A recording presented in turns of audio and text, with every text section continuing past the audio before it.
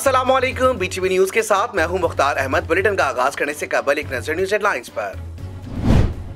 एक और बहादुर जवान वतन पर कुर्बान। शुमाली वजीरिस्तान में पाक अफगान बॉर्डर पर सरहद पार से दहशतगर्दों की फायरिंग, 32 साला सिपाही शहीद। सिक्योरिटी फोर्सेस की मौसर जवाबी कार्रवाई। ISPR का कहना है कि दहशतगर्दों की जानिब से अफगान सरजमी का इस्तेमाल होना काबिल मजम्मत है।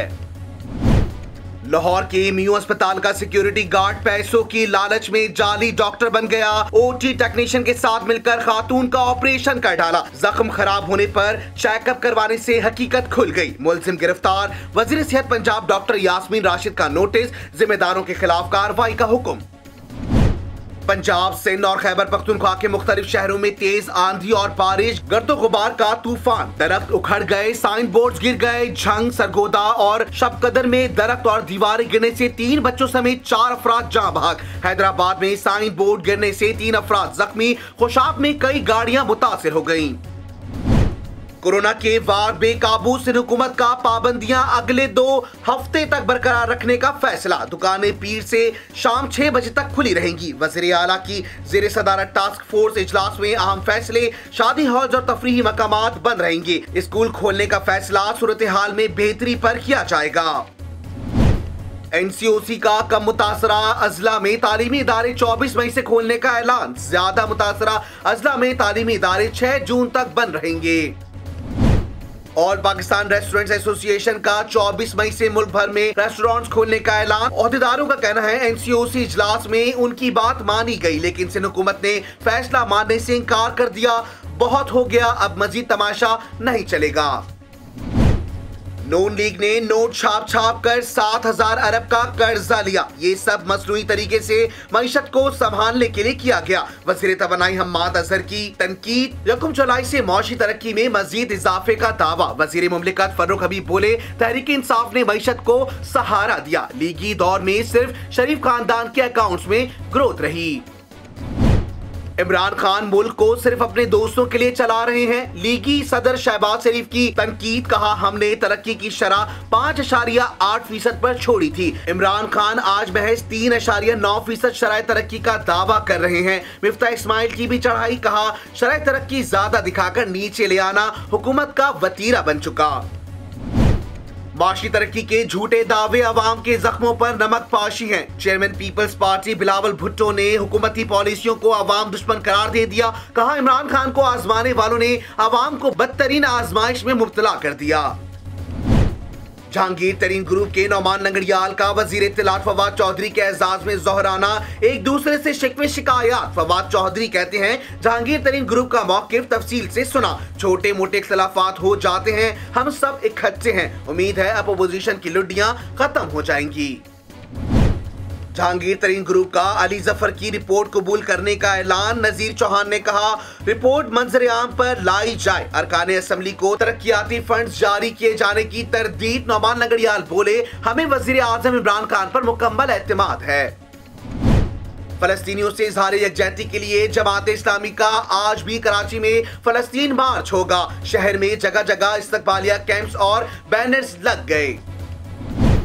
शहबाज शरीफ का ब्लैक लिस्ट से नाम निकलवाने और फैसले पर अमल दरामद से मुतालिक दरखास्तें वापस लेने का फैसला। लीगी सदर ने लाहौर हाई कोर्ट रुजू कर लिया। हुकूमत ने शहबाज शरीफ का नाम ECL में शामिल कर दिया, इसलिए दरखास्तें वापस लेना चाहते हैं। वकील का मौकिफ। दरखास्त वापस लेना सबूत है कि ब्लैक लिस्ट पर दलाइल नाकिस थे। मुशीर दाखिला और एहतसाब शहजाद अकबर के शहबाज शरीफ को कानूनी मावनत की पेशकश। कहा, शहबाज शरीफ झूठे दलाइल देकर मुल्क से भागना चाहते थे। जिनकी अपनी कानूनी हैसियत नहीं, वो दूसरों को कानून पर मशवरा ना दें। कागज लहराते हैं लेकिन अदालत की सबूत मांगने पर भाग जाते हैं। तर्जुमान नून लीग का शहजाद अकबर पर जवाबी वार। मरियम औरंगजेब ने कहा, कानूनी मावनत की जरूरत शहजाद अकबर को है। पाकिस्तान में 5 साल के दौरान तालीमी मैदान में पेशरफ्त के बजाय तनज़्ज़ुली। सिंध में शरह ख्वानदगी 2% कम होकर 58% रह गई। मुल्क भर में 5 साल से 16 साल के 32% बच्चे तालीम से महरूम। 25% बच्चे कभी स्कूल ही नहीं गए। गजा और मकबूजा बैतुल मक़दस में सेहूनी जहारियत। फलस्तीनी हुकूमत का आलमी अदालत में इसराइल के खिलाफ मुकदमा करने का फैसला। लंदन में हजारों शहरियों का फलस्तीनियों से इजहार यकजहती, हाइड पार्क की जानिब मार्च, खवातीन, बच्चों और नौजवानों की बड़ी तादाद में शिरकत। और PSL 6 मुतबादल और इजाफी खिलाड़ियों का चुनाव मुकम्मल। शेमरॉन, हेटमायर और जॉनसन चार्लेस समेत मजीद 12 क्रिकेटर्स पाकिस्तानी सुपर लीग का हिस्सा बन गए। UAE में होने वाले बकिया मैचेस में इन एक्शन होंगे। हेडलाइंस आपने जानी, बुलेटिन का आगाज करेंगे एक अहम खबर से आगाह करेंगे नाजरीन आपको। सऊदीया ने पाकिस्तान समेत दुनिया भर से 60,000 आजमीन को हज्जाज मुकद्दस आने की इजाजत दे दी। कोरोना की वबा के बाद ये पहला मौका है कि सऊदी अरब में किसी गैर मकामी और गैर मुल्की को हज पर आने का मौका मिलेगा। वज़ीर आज़म के नुमाइंदा खुसूसी बराए मजहबी हम आहंगी हाफिज ताहिर महमूद अशरफी ने भी सऊदी फैसले की तस्दीक की है और कहा कि सऊदी हुकूमत ने दुनिया भर से आज़मीन हज की आमद की मंजूरी दे दी। उन्होंने कहा कि पाकिस्तान से कितने आज़मीन हज सऊदी अरब जा सकेंगे इस बारे में पाकिस्तान को बाद में मुतला किया जाएगा। अल्लामा ताहिर अशरफी का कहना था कि 18 साल से कम और 60 साल से जायद उम्र के अफराद हज के लिए नहीं जा सकेंगे, जबकि आज़मीन को कोरोना वैक्सीनेशन के साथ सऊदी अरब में 3 दिन करंटीना करना होगा। सूबाई दारुल हुकूमत लाहौर में महंगाई ने पंजे गाड़ लिए। सब्जियों और फलों की कीमतें हों या अशिया खुर्दो नोश की, रही कसर बिजली की कीमत में इजाफे ने पूरी कर दी। महंगाई से शहरी बिलबिला उठे। तफसीलात जानते हैं इस रिपोर्ट में। महंगाई और बस महंगाई, हर हरफे जबान पर एक ही अल्फाज। फलों की कीमतें आसमान को छूने लग गई। आम की एंट्री होते ही 250 रुपए किलो, आलू बुखारा 300 रुपए, केले 350 रुपए दर्जन। ऐसे ही सब्जियां भी शहरियों की कुव्वत खरीद से बाहर हैं। शहरियों का कहना है कि आटा सरकारी नर्ख नामों पर नहीं मिलता और कई दुकानों पर गायब है। चीनी 85 के बजाय 100 रुपए से 110 रुपए में मिलती है और बिजली की कीमतों में भी 1 रुपया 72 पैसे इजाफे से महंगाई का जिन बेकाबू होने से शहरियों का कहना है कि हुकूमत रिलीफ फराहम करे। कोरोना वबा के बाईस मजीद 74 अफराद जान की बाजी हार गए, जबकि 3000 से जायद मुस्बत केसेस भी रिपोर्ट हुए हैं। पाकिस्तान में कोरोना के मुसद्दका मरीजों की तादाद 9,552 हो गई है। मजीद तफसीलात जानते हैं इस रिपोर्ट में। National command and operation centre की जानिब से जारी करदा एदाद-ओ-शुमार के मुताबिक गुज़िश्ता 24 घंटे के दौरान 62,061 कोरोना टेस्ट किए गए। गुज़िश्ता 24 घंटे के दौरान मुल्क भर में मजीद 3,084 मुस्बत केसेस रिपोर्ट हुए। सरकारी एदाद-ओ-शुमार के मुताबिक अब तक सिंध में 3,08,118, पंजाब में 3,33,971, खैबर पख्तूनख्वा में 1,29,413, इस्लामाबाद में 80,312, बलूचिस्तान में 24,517, आजाद कश्मीर में 18,739 और गिलगित बल्तिस्तान में 5,482 अफराद में कोरोना वायरस की तशखीस हुई। सरकारी एदाद-ओ-शुमार के मुताबिक इस वक्त मुल्क भर में कोरोना के फाइल मरीजों की तादाद 62,620 है, जबकि 4,000 से ज्यादा मरीजों की हालत तशवीशनाक है। गुज़िश्ता 24 घंटे के दौरान मुल्क भर में कोरोना से मजीद 74 अफराद जाँ बहक हो गए, जिसके बाद अब इस वबा से जाँ बहक होने वालों की तादाद 20,251 हो गई है। NCOC के मुताबिक कोरोना से एक दिन में 3,826 मरीज सेहतयाब हुए। NCOC ने पाकिस्तान आमद पर मुकम्मल सफरी पाबंदी के हामिल ममालिक की तादाद 23 से बढ़ाकर 38 कर दी है। कोरोना वबा की रोकथाम के लिए जारी नजरसानी फहरिस्त में भारत, जनूबी अफ्रीका, ईरान, इराक, बांग्लादेश समेत बर्रे आज़म एशिया, यूरोप और लातीनी अमेरिका के ममालिक भी शामिल हैं। इन ममालिक के शहरियों और मुकीम पाकिस्तानियों को पाकिस्तान में दाखिले के लिए NCOC की मुतालिका कमेटी की पेशगी इजाजत दरकार होगी। NCOC की 5 मई को जारी फहरिस्त में पाबंदियों के हामिल ममालिक की तादाद 23 थी। दूसरी जानिब बहरीन एविएशन हुकाम ने भारत, पाकिस्तान, बांग्लादेश, श्रीलंका और नेपाल पर सफरी पाबंदियों की फहरिस्त में शामिल कर लिया है। मजलूम फलस्तीनियों से इजहार यकजहती के लिए मुल्क के छोटे बड़े शहरों में एहतजाजी मुजाहिरों और रैलियों का सिलसिला जारी है। मुजाहिरीन ने इसराइली बर्बरियत के खिलाफ अक़वाम आलम की खामोशी पर सवालात उठा लिए। फलस्तीन में इसराइली दहशतगर्दी के खिलाफ कौम यकजुबा, एहतजाजी रैलियों और मुजाहिरों का सिलसिला थम न सका। लाड़काना में पाकिस्तान पीपल्स पार्टी शहीद भुट्टो के तहत रैली निकाली गई। शुरा ने इस्लामी ममालिक में तैनात इसराइली सफीरों को फौरी तौर पर मुल्क बदर करने का मुतालबा कर दिया। फिरोजवाला में शाहिदरा यूनियन ऑफ जर्नलिस्ट के तहत प्रेस क्लब से शाहिदरा चौक तक यकजहती फलस्तीन रैली निकाली गई। पीर महल से पाकिस्तान अवामी तहरीक और मिनहाजुल कुरान की जानिब से मजलूम फलस्तीनियों के साथ इजहार यकजहती के लिए रैली निकाली गई। शुरा ने इसराइली जहारियत के खिलाफ शदीद नारेबाजी की। सरगोदा में फलस्तीन के मजलूम अवाम से इजहार यकजहती के लिए मुस्लिम लीग नून के तहत डिविजनल सेक्रेटरीट से 12 ब्लॉक चौक तक रैली निकाली गई। जिला कंबर शोहदात कोर्ट में मुख्तलिफ सियासी जमातों की जानिब से एहतजाजी रैलियां निकाली गई। पंजाब सिंध और बलूचिस्तान शदीद आंधी तूफान और बारिश की जद में आ गए। मुख्तलिफ इलाकों में मट्टी के तूफान ने तबाही मचा दी। मुख्तलिफ शहरों में शेड्स, दीवारें और घरों की छतें गिरने के वाकयात में मुतादिद अफराद जख्मी हो गए। दीवारें गिरने से 4 बच्चे जाँ बहक और मुख्तलिफ हादसात में 20 से जायद अफराद जख्मी हो गए हैं। मजीद जानते हैं इस रिपोर्ट में। आंधी और तूफान ने सिंध, पंजाब और बलूचिस्तान का रुख कर लिया। मट्टी के तूफान ने तबाही मचा दी। बलदीन से मुल्तान तक का इलाका आंधी और तूफान का शिकार रहा। कहीं हल्की कहीं तेज बारिश भी हुई। कई इलाकों में हाई ट्रांसमिशन लाइनें गिरने से शोले भड़क उठे। बिजली का निजाम दरहम बरहम हो गया। दीवारें और घरों की छतें हवा का तेज दबाव बर्दाश्त न कर सकी। सरगोदा में दीवार गिरने से 2 बच्चे जाँ बहक हो गए। फूड अब्बास और कोट आदू में आसमानी बिजली गिरने से आग लग गई। ओकाड़ा, आरिफवाला, लोधरा, विहाड़ी, खानेवाल, झंग में निजाम जिंदगी तेज हवाओं से मफलूज हो गई। हैदराबाद, दादू, काजी अहमद, सजावल, घारो, ठट्टा, शहीद बेनजीराबाद के इलाकों में झगड़ चलते रहे। मिटियारी में दीवार गिरने से मलबे तले दबकर बच्चा चल बसा। टंडोवाला यार्ड में आम के 25,000 दरख्त गिर गए। बलूचिस्तान के इलाके लोरालाई में पठानकोट समेत दीगर इलाकों में मिट्टी के तूफान ने ज़रई जमीनों पर नस्ब सोलर पैनल तबाह कर दिए। कई इलाकों में तेज और हल्की बारिश से तैयार फसलें तबाह हो गयी। मौसम का हाल बताने वालों ने आइंदा 24 घंटे के दौरान पंजाब, सिंध के बेशतर इलाकों में बारिश की पेशगोई कर दी। ब्लू वर्ल्ड सिटी मालकान के खिलाफ थाना चौंतरा में एक और मुकदमा दर्ज कर लिया गया। ब्लू वर्ल्ड सिटी मालकान के खिलाफ मुकदमा निसार अहमद अफजल नामी शहरी की मुद्दत में दर्ज किया गया। ब्लू वर्ल्ड सिटी मालकान के खिलाफ मुकदमा शहरी की जमीन पर नाजायज कब्जा करने पर दर्ज किया गया। मुद्दई के मुताबिक इसकी 1500 कनाल जमीन पर असले की नोक पर कब्जा किया गया। मुलजिमान ने इसे जमीन ना छोड़ने पर जान से मारने की धमकियां दी। मुकदमा नईम एजाज, नदीम एजाज, वसीम एजाज समेत 20 नामालूम अफराद के खिलाफ दर्ज किया गया है। शामिल करते हैं बैनुल अक़वामी खबरें BTV इंटरनेशनल में।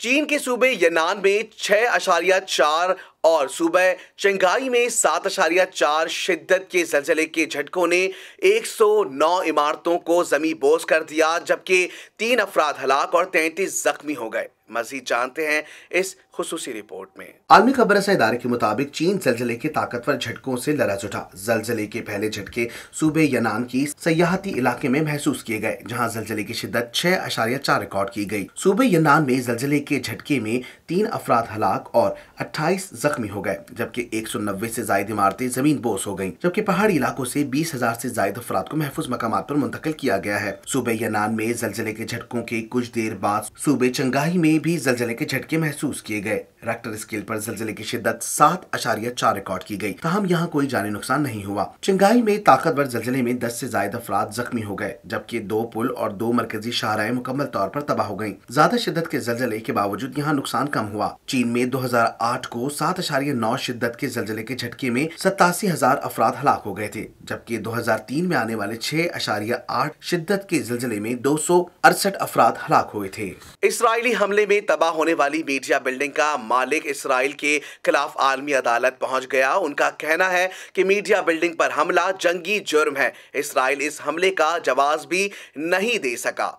गजा में इसराइली हमले में 15 मई को तबाह होने वाली मीडिया बिल्डिंग का मालिक जवाद मेहदी इसराइल के खिलाफ मुकदमा करने आलमी अदालत इंसाफ पहुंच गया। उनका कहना है कि मीडिया बिल्डिंग पर हमला जंगी जुर्म है। इसराइल इस हमले का जवाब भी नहीं दे सका है। इसराइल के खिलाफ हुकूमती फलस्तीन ने भी आलमी अदालत में मुकदमा करने का फैसला किया है। फलस्तीनी हुकूमत इसराइल के खिलाफ जंगी जराइम के मुकदमे के लिए जंगी जराइम की आलमी अदालत ICC से रुजू करेगी। याद रहे कि आलमी सतह पर कोशिशों के बाद इसराइल और हमास के दरमियान जंगबंदी हो गई है। ताहम जुम्मे को इसराइली फौज ने मस्जिदुल अक्सा से मुल्हका सहन में दोबारा कार्रवाई की, जहां हजारों नमाजी जुम्मे की नमाज के बाद जंगबंदी पर खुशी मना रहे थे। इसराइल अहलकारों ने फलस्तीनियों पर आंसू गैस की शेलिंग की और रबड़ की गोलियां चलाई। सहाफियों पर भी तशद्दुद किया गया। आज भी यरूशलेम में झड़पें हुई हैं, ताहम इसके बावजूद इसराइल और हमास के दरमियान सीज़फायर बरकरार है। मस्जिदुल अक्सा में गुज़िश्ता रोज इसराइली फोर्सेस की जहारियत से जख्मियों की तादाद 50 से तजावुज कर गई है। नीज कल से अब तक 50 फलस्तीनी भी गिरफ्तार किए जा चुके हैं। गजा में हर तरफ तबाही के मंजर हैं। इसराइली बमबारी महामारी ने 11 रोज में गजा का नक्शा बदल दिया है। 15 फैक्ट्रियां, 180 इमारतें, 16,000 से जायद घर मलबे का ढेर बन चुके हैं। 75,000 अफराद बेघर हैं, जिनकी बहाली के लिए अब अक़वाम मुत्तहिदा ने आर्मी बरादरी से मदद की अपील कर दी है। इसराइल परस्ती में फेसबुक ने तासुब की इंतहा कर दी। अवाम ने सोशल मीडिया साइट का बायकॉट कर दिया। गूगल प्ले स्टोर पर फेसबुक की रेटिंग 4 से कम होकर 2.6 रह गई है। इसराइल की बेजा हिमायत फेसबुक को महंगी पड़ गई। दुनिया के बाद ज़मीर इंसानों ने वेबसाइट की रेटिंग कम कर दी। गूगल प्ले स्टोर पर फेसबुक की रेटिंग 4 से गिरकर 2.6 हो गई। फेसबुक ने इसराइल परस्ती में सारी हदें पार की। फलस्तीनियों पर मुजालिम की पोस्टों को डिलीट किया। सार्फिन ने भी तरकीबा तरकी जवाब दिया। फेसबुक के बायकॉट करने वाले सार्फिन में इजाफा हो गया। सिहोनी नवाज सोशल मीडिया साइट ने अमरीकी खातून रुकन कांग्रेस को भी नहीं बख्शा। अमरीका में यहूदियों की सबसे बड़ी तंजीम आईपैक का इल्हान उमर के खिलाफ झूठ पर मबनी इश्तिहार लगा दिया। इल्हान उमर के स्टाफ के मुताबिक इश्तिहार से खातून रुकन असेंबली की जिंदगी को खतरा है। सार्फिन ने फेसबुक की पॉलिसी पर एहतजाज का सिलसिला तेज कर दिया है। दीगर सार्फिन से फेसबुक की रेटिंग में कमी के लिए ऐप को 1 स्टार देने की अपील की जा रही है। शामिल करते हैं कारोबारी दुनिया का उतार चढ़ाव BTV बिजनेस में। विफाकी वजीर तवानाई हम्माद अजहर का कहना है कि कोविड के बावजूद मुल्क की मईशत तरक्की की जानिब गामजन है। रवा माली साल के इब्तिदाई 9 माह के दौरान बड़ी सनतों में तरक्की की शरह 9% रही। विफाकी वजीर हम्माद अजहर ने कहा है कि कोरोना के बावजूद पाकिस्तान की मईशत तरक्की की जानिब गामजन है। GDP की शरह नमू 4% के करीब है और तवक्को है कि माली साल के आखिर तक ये 4% से तजावुज कर जाएगी। उन्होंने कहा कि मुल्क में बढ़ती हुई माशी सरगर्मियाँ कामयाब इक्तिसादी पॉलिसी की अक्कास हैं। हम्माद अजहर का कहना था कि दुनिया भर में अशियाए खुर्दनोश की कीमतों में इजाफा हो रहा है। पाकिस्तान की तरह पूरी दुनिया महंगाई का मुकाबला कर रही है। हम सब्सिडी के जरिए शहरियों को सहूलत देंगे। सब्सिडी को मुस्तहक अफराद तक पहुँचाने के लिए हमने मैकेनिज्म बनाया है। सब्सिडी को मुस्तहक अफराद तक पहुँचाने के लिए हमने मैकेनिज्म बनाया है, जिसके तहत अब टारगेटेड सब्सिडी फराहम की जाएगी। इसके अलावा गरीब अफराद की मदद और समाजी तहफ़्फ़ुज़ के हवाले से एहसास प्रोग्राम शुरू कर रखा है। उन्होंने बताया कि मुल्क में सीमेंट की पैदावार में 17% रिकॉर्ड इजाफा हुआ। रवा माली साल के पहले 9 माह के दौरान बड़ी सनतों में तरक्की की शरह 9% रही। ज़र मुबादला के ज़खायर बढ़कर 23 अरब डॉलर की सतह पर पहुंच चुके हैं, जबकि करंट अकाउंट खसारा 250 मिलियन डॉलर सरप्लस है। विफाकी हुकूमत का आइंदा बजट में 2 लाख से जायद माहाना पेंशन, जुडिशियल अलाउंस और हाउस रेंट्स पर इनकम टैक्स नाफिज करने पर गौर। ये तजावीज आइंदा माली साल से टैक्स रियायतें खत्म करने के मंसूबे का हिस्सा है। मजीद जानते हैं इस रिपोर्ट में। वजारत खजाना के जराये के मुताबिक आइंदा हफ्ते IMF के साथ होने वाले इजलास से कबल टैक्स तजावीज़ को हतमी शक्ल दी जा रही है। जराये का कहना है कि एक तजवीज़ ये है कि रिटायर्ड सिविल सर्वेंट्स, जजों और जनरलों की इनकम टैक्स से मुस्तस्ना पेंशन पर इनकम टैक्स आयद कर दिया जाए। जराये के मुताबिक इस ज़मन में अब तक कोई कुलिया तय नहीं किया गया। ताहम आइडिया ये है कि कम अज़ कम बुलंद तरीन स्केल में रिटायर होने वाले सिविल सर्वेंट्स की पेंशन पर तो टैक्स आयद किया जाए। अखराजात की टैक्स रिपोर्ट जाहिर करती है कि हुकूमत 2019 से 20 के अखराजात की टैक्स रिपोर्ट जाहिर करती है कि हुकूमत को टैक्स फ्री पेंशन की अदायगी में 21 अरब रुपए का नुकसान बर्दाश्त करना पड़ा था। IMF पाकिस्तान पर जोर देता रहा है कि वो ऐसे टैक्स कवानीन पर नजरसानी करे जिनसे ज्यादातर मालदार तबका मुस्तफीद होता है। टैक्स हुक्काम ने जजों को दिए जाने वाले हाउस रेंट पर भी टैक्स आयद करने की तजवीज़ दी है, जिसका मकसद टैक्स कवानीन में इम्तियाज को ख़त्म करना है। गुज़िश्ता माली साल में सुप्रीम कोर्ट और हाई कोर्ट्स के जजों को 32 मिलियन रुपए हाउस रेंट अलाउंस की मद अदा किए जाएंगे। जराये के मुताबिक टैक्स हुक्काम ने हुकूमत से फाइनेंस बिल 2021 के जरिए इनकम टैक्स ऑर्डिनेंस की एक शक को असर नो तहरीर करने की तजवीज़ दी है, जिसमें मौजूद गुंजाइश जुडिशल अलाउंस को इनकम टैक्स से इस्तिस्ना देने के अदालती फैसले की बुनियाद बनी थी। अच्छी जिंदगी अच्छी सेहत की अलामत है। सेहत से मुतालिक मालूमात आपको देंगे BTV हेल्थ में। वजारत सेहत ने कोरोना वैक्सीन लगवाने वाले अफराद में सामने आने वाले मनफी असरात की रिपोर्ट भी जारी कर दी है। आइए जानते हैं इस रिपोर्ट में। वजारत सेहत की जानिब से 15 मई तक लगाई गई वैक्सीनेशन के साइड इफेक्ट्स की तफसीलात जारी की गई हैं। रिपोर्ट्स के मुताबिक वैक्सीन लगवाने वाले 38 लाख अफराद में से सिर्फ 4,329 अफराद में मनफी असरात सामने आए हैं। मनफी असरात वाले 35.7% अफराद को बुखार या कपकपी की शिकायत थी। रिपोर्ट में बताया गया कि वैक्सीन लगवाने वाले 33.1% अफराद को इंजेक्शन लगवाने वाली जगह पर दर्द की शिकायत थी। 15.4% मनफी असरात वाले अफराद को सर दर्द, जिस्म में दर्द और फ्लू की शिकायत हैं। ये भी बताया गया कि वैक्सीन लगवाने वाले 6.7% अफराद को डायरिया, 8.9% को हल्की नौयत की शिकायत हुई। शामिल करते हैं दुनिया भर में होने वाली हैरत अंगेज खबरें BTV इंफोटेनमेंट में। अगर आप गर्काब हो जाने वाले मशहूर बहरी जहाज टाइटैनिक को करीब से देखना चाहते हैं, चंद साल इंतजार फरमाइए, क्योंकि चीन में हकीकी जिसामत वाले इस मशहूर जहाज के मॉडल पर तेजी से काम जारी है। चीन के सूबा सिचुआन में वाक़ एक मशहूर थीम पार्क रोमेंडाइसी में इसका मॉडल बनाया जा रहा है। ये एन टाइटैनिक की तरह 886 फीट लंबा और 92 फीट मीटर चौड़ा होगा। इसकी तैयारी में 15 करोड़ 30 लाख डॉलर से ज्यादा रकम खर्च होगी और वजन 23,000 टन है। मुसाफिर टिकट खरीदकर एक रात यहां गुजार सकेंगे, जिस पर हर तरह की सहूलियात मौजूद है। जहाज में खाने पीने के फ्लोर, अरशे से नजारा करने की सहूलियात, थिएटर, स्विमिंग पूल और बड़े हॉल भी तामीर हैं। लेकिन किसी समंदर की बजाय इसे मशहूर चेजयोंग दरिया पर ठहराया जाएगा, जो समंदर से सैकड़ों मील दूर है। इसे टाइटैनिक 2 का नाम दिया गया है, जिसमें 2,435 मुसाफिरों के लिए 835 केबिन्स बनाए गए हैं। तवक्को है 2022 में ये मंजर आम पर आ जाएगा और समंदर की राह लेगा। कबल 2018 में भी ऑस्ट्रेलिया ने टाइटैनिक के मॉडल का ऐलान किया था। शामिल करते हैं शोबिस की दुनिया में होने वाली हलचल BTV एंटरटेनमेंट में। अदाकारा जोया नासिर ने जर्मनी से ताल्लुक रखने वाले व्लॉगर की इस्लाम से दूरी, इसराइल की हिमायत और पाकिस्तान से नफरत के इजहार पर मंगनी तोड़ने का ऐलान कर दिया।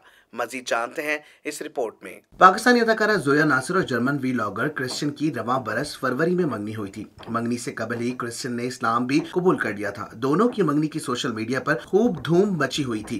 ताहम अब जोया नासिर ने मंगनी तोड़ने का ऐलान कर दिया।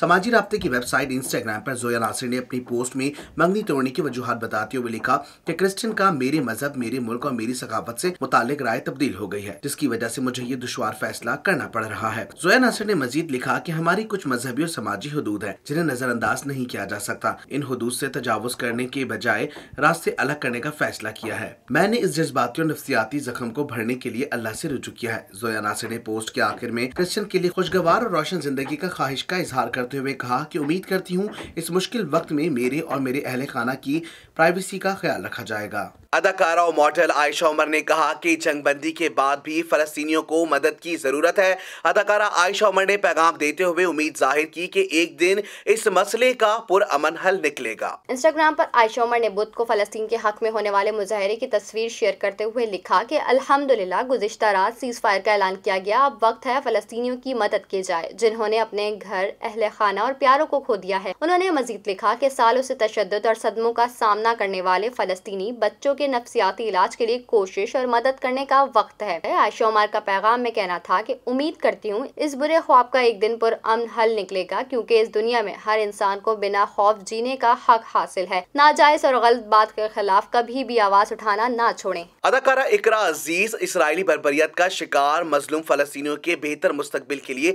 दुआ गो हैं। इकरा अजीज ने हमास और इसराइल के दरमियान जंगबंदी के बाद पैगाम जारी किया, जिसमें उन्होंने फलस्तीन के मुसलमानों के लिए दुआया लहजा अपनाया। अदाकारा ने इंस्टाग्राम पर जंगबंदी की खबर शेयर करते हुए लिखा कि मैं दुआ करती हूँ कि हमें ये सब दोबारा देखने को ना मिले, ये सब गैर इंसानी था। इकरा ने कहा कि गुज़िश्ता 11 रोज में जिन्होंने अपनी कीमती जानें खोई, मैं उन सब के लिए दुआ गो हूँ और उम्मीद करती हूँ कि आने वाला कल बेहतर होगा। याद रहे 11 रोज की खून रेजी और शदीद हमलों के बाद हमास और इसराइल में जंगबंदी हो गई। ताहम इस दौरान इसराइली दहशतगर्दी से 232 फलस्तीनी शहीद हुए, जिनमें दर्जनों बच्चे भी शामिल हैं। शामिल करते हैं खेलों के मैदानों में होने वाली उछल कूद BTV स्पोर्ट्स में। वसीम अकरम मुल्की क्रिकेट संभालने की बातों से तंग आ गए। उनका कहना है अगर बोट को मैं चलाता हूं तो क्या बाकी चने बेचने आए हैं। मजीद जानते हैं इस रिपोर्ट में। वसीम अकरम के बारे में कहा जाता है वो पस मंजर में रहकर पीसीबी को संभालते हैं। एक निजी टीवी को इंटरव्यू में इस हवाले से सवाल पर उन्होंने कहा कि मैं क्रिकेट कमेटी में हूं मगर बोर्ड को नहीं चलाता। क्या बाकी ओहदेदार चने बेचने आए हैं? हमारी कमेटी सिर्फ सिफारिशात दे सकती है, फैसलों का इख्तियार पीसीबी को हासिल है। अगर कोई मुतबादिल है तो व्हाइट बॉल कोच का तकर्रुर कर दें, वरना मिसबाह उल हक को हटाने का कोई फायदा नहीं। मुझे तो कोई ऑप्शन नजर नहीं आ रहा। एक सवाल पर साबिक कप्तान ने कहा, मोहम्मद आमिर टीम से बाहर क्यों हुए? मुझे तो कोई वजह समझ नहीं आती। सिलेक्टर्स, कोच और कप्तान ही बता सकते हैं। मेरे ख्याल में उनका शुमार अब भी T20 क्रिकेट के बेहतरीन बॉलर्स में होता है। बाहर कोई रिटायर हो तो कोई कुछ नहीं कहता। इसकी अपनी जिंदगी है। हमारे यहाँ सख्त तनकीद करते हैं। मेरे ख्याल में मोहम्मद आमिर अब भी टीम की जरूरत है। नौजवानों की रहनुमाई के लिए भी तजुर्बेकार बॉलर्स की जरूरत होती है। आमिर पूछेगा तो समझाऊंगा। वसीम अकरम ने कहा, दुनिया की बेशतर टीमों ने T20 वर्ल्ड कप के लिए स्क्वाड्स मुंतखब कर लिए। हमें मिडिल ऑर्डर समेत कई मसाइल का सामना है। मोहम्मद रिजवान मेहनती और बाहिम्मत है मगर हमने इन्हें वक्ती जरूरत के तहत ओपनर्स बनाया। रेगुलर ओपनर्स तीसरे या छठे नंबर पर आ रहे हैं। बड़ी टीमों के खिलाफ इस कॉम्बिनेशन से मुश्किल होगी। आखिर में 12 रन फी ओवर्स दरकार हों तो तब भी पावर हिटिंग न होने की वजह से दुश्वारी पेश आएगी। दौरा इंग्लैंड से कबल प्लेइंग 11 का हतमी फैसला करना होगा। एटलेटिको मैड्रिड ने सिर्फ 2 पॉइंट्स के फर्क से स्पेनिश लीग जीत ली। डिफाई चैंपियन रियल मैड्रिड दोम और बार्सिलोना ने तीसरी पोजीशन हासिल की। ला लीगा के आखिरी मैच में एटलेटिको मैड्रिड ने दिलचस्प मुकाबले के बाद रियल वलाडोलिड को 1-2 गोल के मामूली मार्जिन से शिकस्त दी और तवील 11 साल बाद स्पेन की चैंपियन बन गई। मैच के इब्तिदाई लम्हात में रियल वलाडोलिड ने प्लानो के गोल की बदौलत बरतरी हासिल की। हाफ टाइम तक ये बरतरी बरकरार रही। खेल के 97वीं एटलेटिको मैड्रिड की जानिब से कोरिया ने गोल बनाकर स्कोर लेवल किया। 10 मिनट बाद सवारेज ने फैसला कुन गोल बनाकर अपनी टीम को तारीखी फतह से हमकिनार किया। दूसरी जानिब दिफाई चैंपियन रियल मैड्रिड ने अपनी आखिरी मैच में वियाला रियल को 1-2 गोल से शिकस्त दी। ताहम 2 पॉइंट्स के फर्क से वो टाइटल से महरूम रही। बार्सिलोना ने आखिरी मैच में ओबर को 0-1 गोल से शिकस्त दी और तीसरी पोजीशन पर जगह बना ली। सर्दी हो या गर्मी, खिजा हो या हो बहार का मौसम का हवाल बताएंगे BTV वेदर में। कराची में आइंदा 24 घंटों के दौरान मौसम गर्म और खुश रहने का इम्कान है। शहर का कम से कम दर्जा हरारत 29.5 डिग्री सेंटीग्रेड रिकॉर्ड किया गया। शहर में शुमाल मशरिक की सिमत से हवाएं 21 किलोमीटर फी घंटे की रफ्तार से चल रही हैं। मजीद जानते हैं इस रिपोर्ट में। महकमा मौसमियात के मुताबिक शहर का कम से कम दर्जा हरारत 29.5 डिग्री सेंटीग्रेड रिकॉर्ड किया गया, जबकि ज्यादा से ज्यादा दर्जा हरारत 35 से 37 डिग्री सेंटीग्रेड के दरमियान बढ़ने का इम्कान है। कराची की हवा में नमी का तनासुब 48% है और शुमाल मशरिक की सिमत से हवाएं 21 किलोमीटर फी घंटे की रफ्तार से चल रही हैं। महकमा मौसमियात के मुताबिक शहर में दोपहर तक समंदरी हवाएं बहाल हो जाएंगी। न्यूज स्टूडियो से फिल वक्त इतना ही। मजीद खबरों से बाखबर रहने के लिए विजिट कीजिए हमारी वेबसाइट www.btn.tv। लाइक कीजिए हमारा फेसबुक पेज btv.pk। फॉलो करें हमें इंस्टाग्राम पर btv_pk। इसके अलावा सब्सक्राइब कीजिए हमारा YouTube channel budget television network.